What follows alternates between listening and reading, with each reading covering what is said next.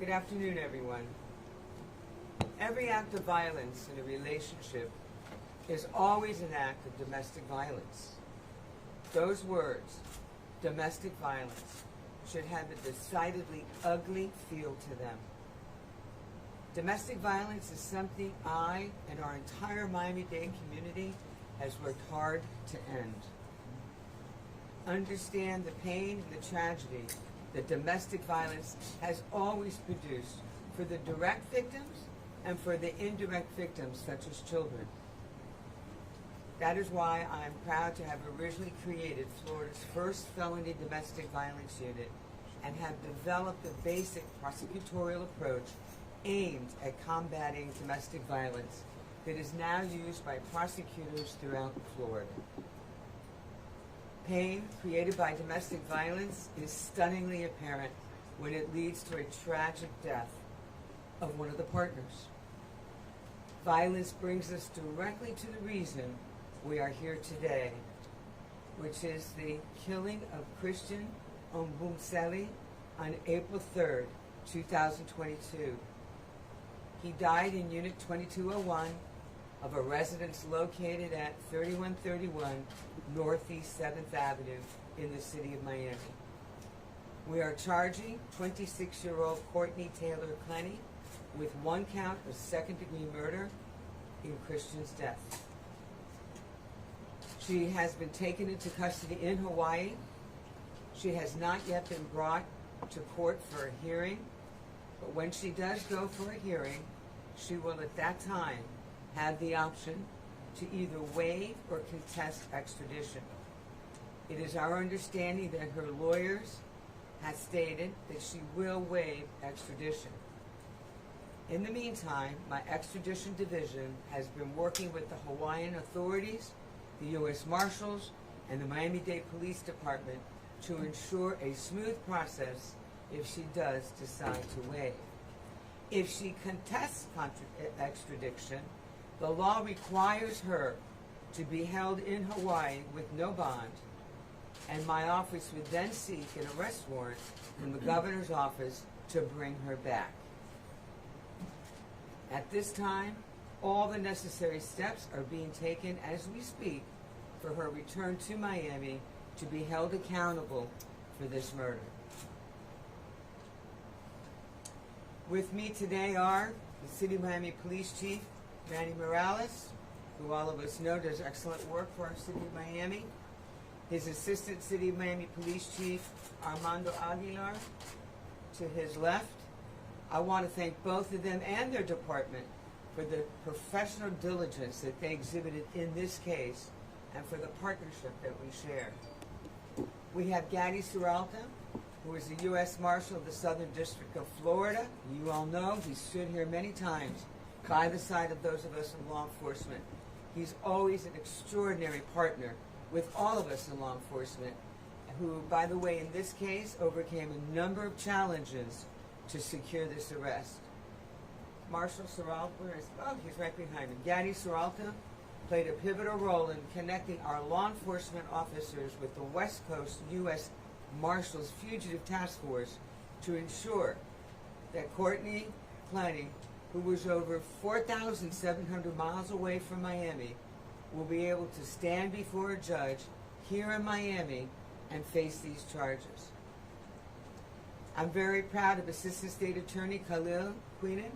He's right here, this young man in the blue suit, who is also a member of our Gun Violence Initiative. He is on this case, has been from the beginning. Thank you very much, Khalil, for your diligent work. And to his left is a very wonderful veteran homicide prosecutor. She's my Chief Assistant State Attorney, Kathleen Hope. Thank you very much. They have been heading up this investigation, and they will handle this case in the courts from this point forward.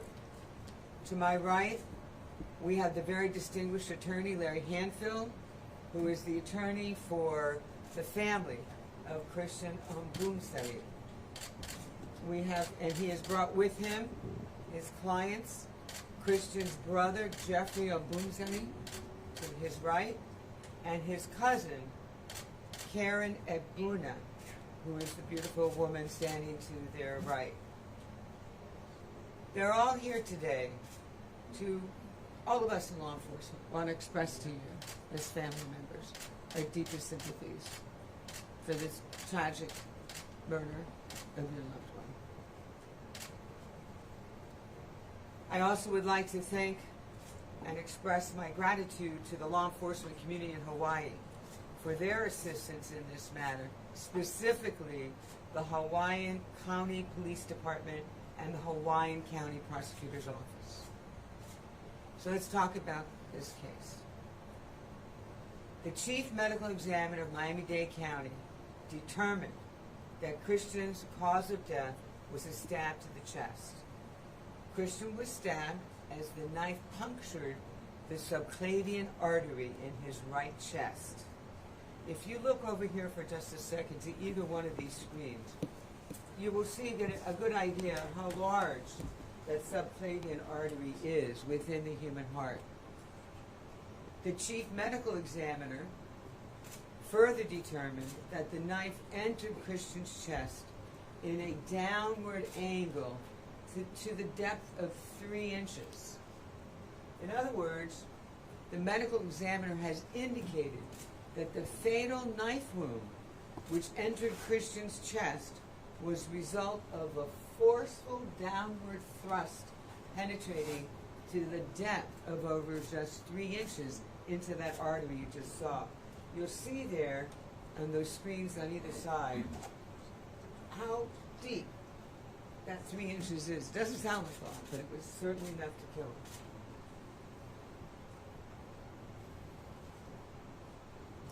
This homicide has gained some notoriety since the defendant, Clenney, is an internet social media personality and influencer under the name of Courtney Taylor.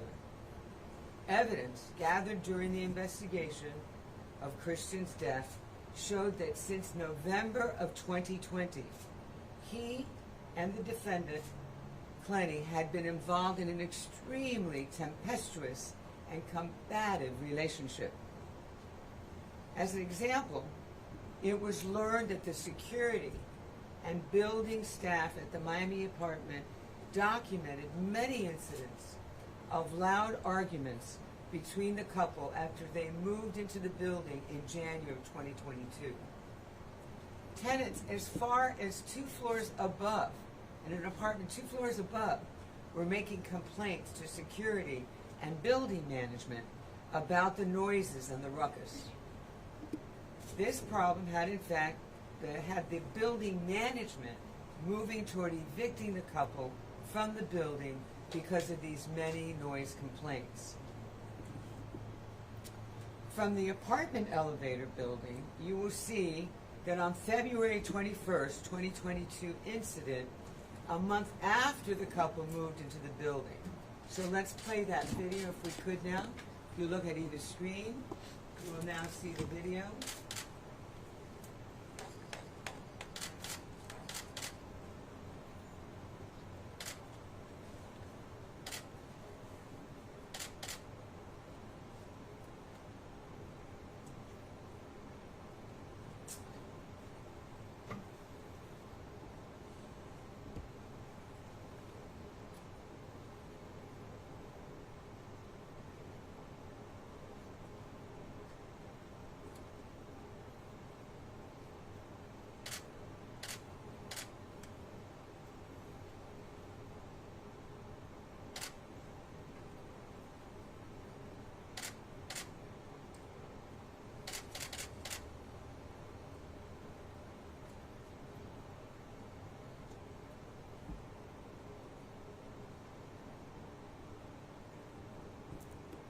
That's them entering their apartment. You can see, you will draw your own conclusion, but it certainly appears that the defendant was aggressively attacking Christian. Such interactions appear to have caused Clenney and Christian to separate at various times in their relationship, including the last week of March 2022, when Clenney expelled Christian from the apartment. This occurred while Clenney's mother, Deborah Clenney, who was in town and staying in the apartment. Defendant Clenney and Christian then rekindled their relationship on Friday, April 1st, 2022, after her mother left to go home to Texas. At that time, Christian moved back into the apartment. Arguments began almost immediately, with police responding to the apartment. Police reported that Clenney appeared intoxicated when she was contacted on the evening of April 1st, 2022. This was 2 days before the homicide. On Sunday, April 3rd, 2022, the day of Christian's death, events started peacefully, with the couple filming themselves with their dogs in the apartment. A key fob for the records showed that Christian left the apartment at 1:15 p.m. and returned about 3 hours later at 4:32 p.m. with sandwiches that he had bought for both of them. So what we've done here now, if you look at the screens, you'll see there a timeline. While you look at it, I'm going to try to go through it because the timing is very important to understand in this case. So at 4:01, Clenney called Christian. Then she goes live on Instagram. And then at 4:33 p.m., she called him again, shortly after posting the video. At 4:33 p.m., Christian walks into the apartment. 10 minutes later, at 4:43 p.m., Clenney called her mother. That call lasted until about 4:49 p.m., just over 6 minutes. At 4:49, Clenney made a second call, almost immediately, to her mother. They spoke until 4:56 p.m., a little over 7 minutes. I think at 4:57 p.m., Clenney calls 911. At 4:57, police officers exit the elevator at the unit. Christian's stabbing must have occurred between 4:33 p.m., when he returned to the apartment with those sandwiches, and at 4:57 p.m., when the defendant, Clenney, called 911. Also, at the same time during that period of time, that being 4:33 p.m. to 4:57 p.m., neighbors began calling the building manager about a disturbance at the apartment. Security called 911 at 4:46, notifying them of the disturbance. 11 minutes later, at 4:57, defendant Clenney called 911 to tell the police that Christian was suffering from a stab wound and needed help. On that 911 call, Christian can be heard in the background repeatedly saying that he was dying and he was losing feeling in his arm. Defendant Clenney is also heard saying, "I'm so sorry, baby." In her telephone statement to the police on the date of the incident, Clenney's mother stated she heard her daughter yelling at Christian, remember she's on the phone with her, telling him to leave the apartment, and she heard defendant Clenney saying that Christian was lying. Later, in her what we call post-Miranda recorded statement to the police, defendant Clenney admitted to having caused Christian's injury, also provided several inconsistent accounts about the incident itself. After an argument, defendant Clenney claims and says that Christian shoved her against the wall by the neck, and although he did not actually choke her, then she says he threw her to the ground but allowed her to get up. And it was at that point that defendant Clenney went to a kitchen area and got the knife. As Christian sort of approached her, she threw the knife at him from a distance that she's estimated to be about 10 feet. The police observed no visible injuries, which would have corroborated her account, and she had no injuries. In describing the stabbing incident, at no time did Defendant Clenney claim Christian was armed with any type of a weapon. And based on the location of the stab of the wound, the medical examiner opined, in other words, it was her opinion, that throwing the knife from that distance would not have caused that fatal stab wound, but rather that it was a downward strike with a knife could have only caused that fatal stab to the artery that led to the Christian's bleeding to death.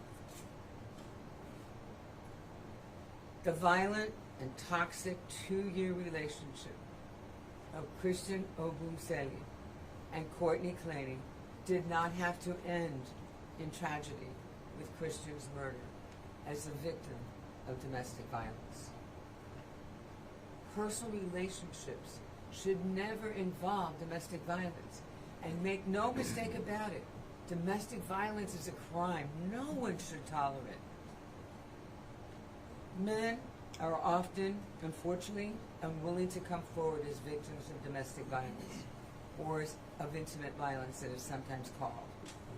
The sequence of domestic violence events can be broken, but it takes a first step.